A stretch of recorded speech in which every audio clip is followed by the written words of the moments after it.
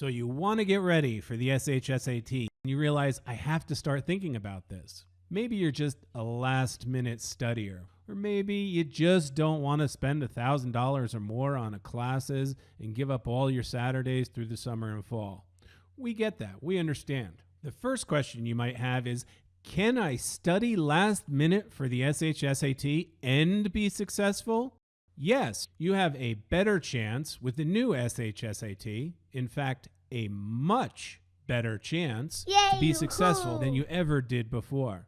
And that's great news. How does the new SHSAT make this possible? And how do we do it? Let's take a look. So you've probably heard from one so-called expert or another that the SHSAT exam changed in 2017. There are now 57 questions, scrambled paragraphs, logical reasoning have been replaced by 2 different revised editing sections. Blah, blah, blah, blah. Okay, yeah, that's pretty much what I hear too. If you're anything like myself, you're wondering, what does this all mean for me and for my child's preparation for the SHSAT? Don't expect that so-called expert to tell you, because what it means is you probably don't have to pay that so-called expert over $1,000 to help your child get ready for the SHSAT this season. Number 1, the new SHSAT is designed in many ways a lot like the new SAT, except for one very big difference. On the SAT, if you get a 1450 or a 1500 or a 1600, those are all excellent scores. Although all excellent scores, the differences between them will determine whether you get into that top university or not. Let's compare that to a typical model of how much time and effort it takes to prepare for an exam like the SAT or SHSAT. At first, you're going to make significant gains. But as you start getting better and closer to excellent or near perfect scores, those gains become harder and harder to come by, and you have to invest a lot more time into making those smaller gains. So for the SAT, those extra hours are worth it because they do make the difference. But for the SHSAT, that's not the case. Each specialized high school has one cutoff score. It doesn't matter if you score 1 more point than that cutoff score, or if you get 100 more scaled points, or even a perfect score. Both candidates will punch that same ticket of admission to that specialized high school. It's the 80-20 rule in action. If in 20% of the time I can get 80% of the benefits, and that's enough to exceed my threshold or cutoff score, that's all your student needs. The other 80% of the time, to make less than 20% gains, is time and money you didn't have to spend.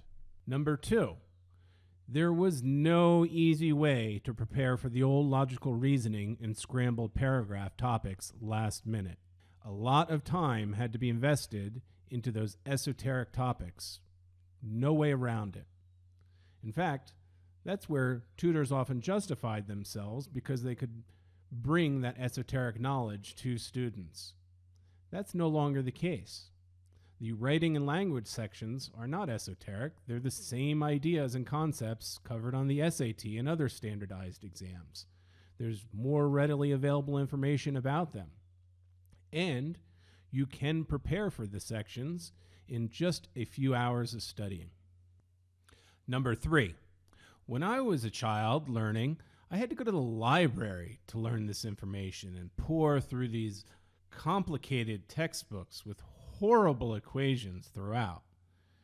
Today, that's no longer the case thanks to technology.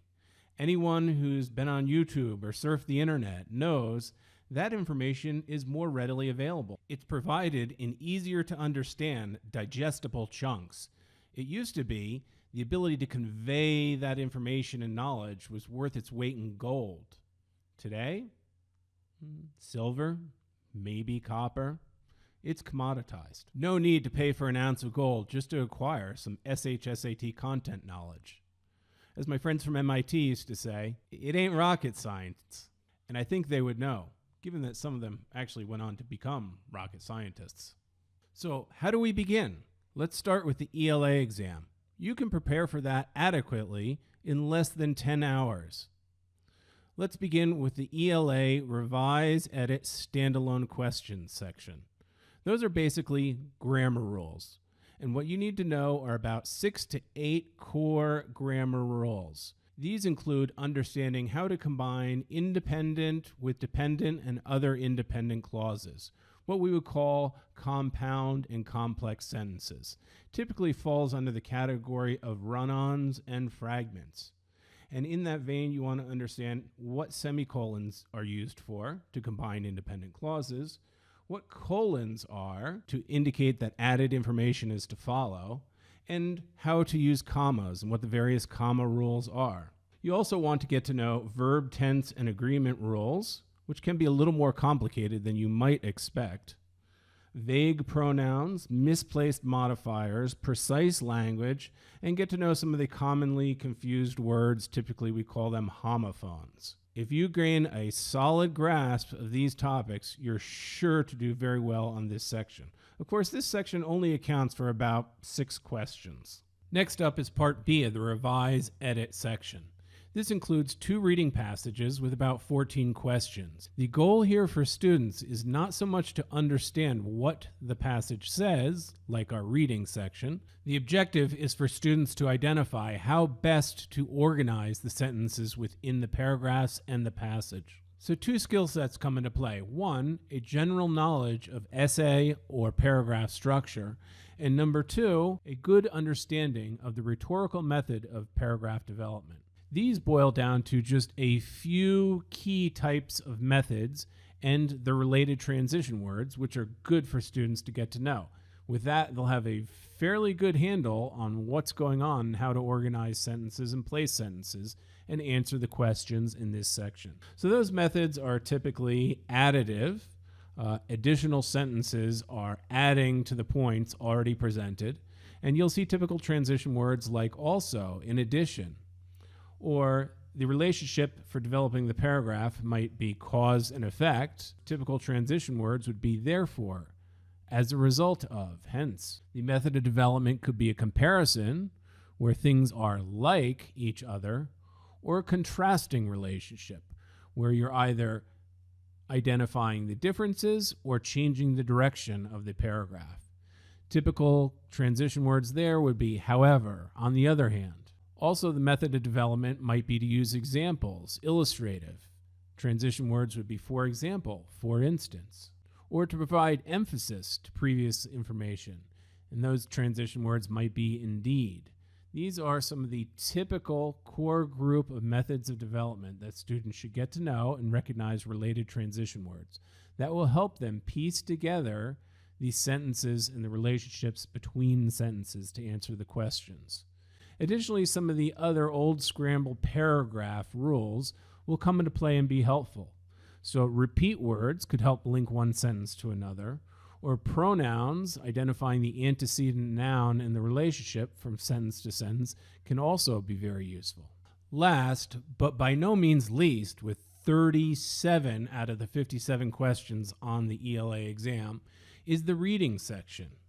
And this consists of about 6 passages with just about 6 questions each. And students will definitely want to learn to follow a process rather than just winging it on this part of the exam. First thing students should realize is that this section is evidence-based reading.